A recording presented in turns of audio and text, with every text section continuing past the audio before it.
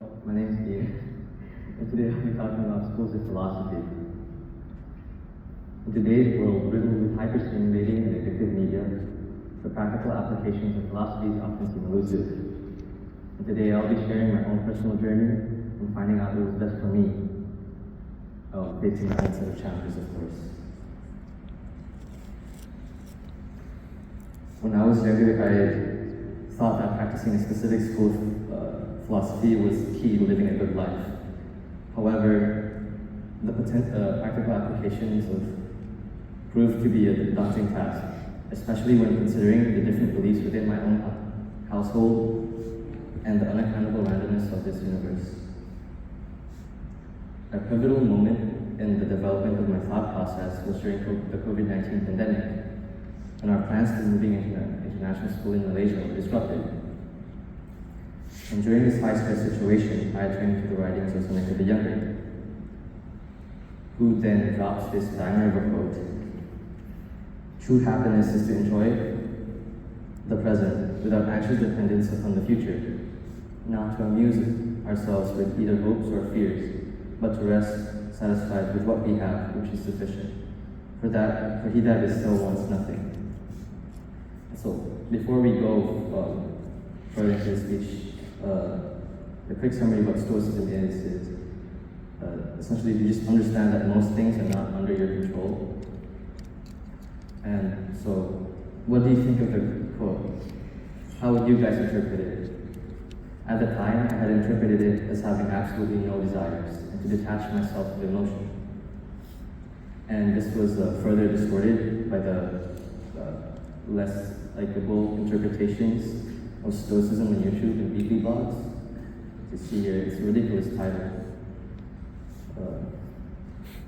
And in my research, in order to practice stoicism more effectively, I had found that there were other distinct schools offering their own different point of views on fundamental questions on existence, morality, and knowledge.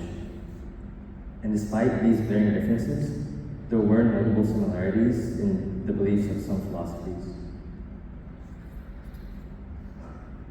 One such school is existentialism, emphasizing the individual's experiences and responsibilities in creating purpose in an otherwise indifferent universe. So it's essentially just placing value in things. Things have value because you place value in them. Love has value because you place value in it. And it's usually pretty easy, but sometimes it can be pretty difficult. Like, I love my family and I love my friends, but sometimes they're a bit hard to deal with. And another school is pragmatism, focusing on the practical consequences of actions and beliefs. And it's essentially just the value of an idea lays in its usefulness. And an example of that is Pringle cans, the new Pringle cans. So I get more Pringles in the old one. It's like 165 grams, which is better than 135 grams. Therefore, I reject the new Pringles cans. And finally, postmodernism. And it's essentially just critical thinking, to question the truth that is given to you. And it argues that the truth is shaped by culture, language, and power dynamics.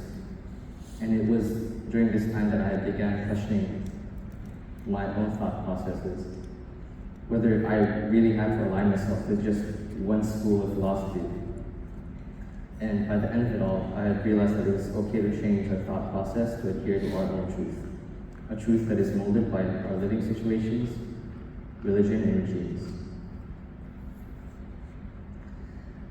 And despite these diverse philosophies, a core belief is the recognition of subjectivity and the contextual nature of truth, whether through the existentialist emphasis on individual experience, pragmatist focus on practicality, or postmodern skepticism. These schools acknowledge the nuance and relative nature of human understanding, and this is especially relevant in the face of modern challenges, such as the impact of social media on shaping POVs and influencing mental health.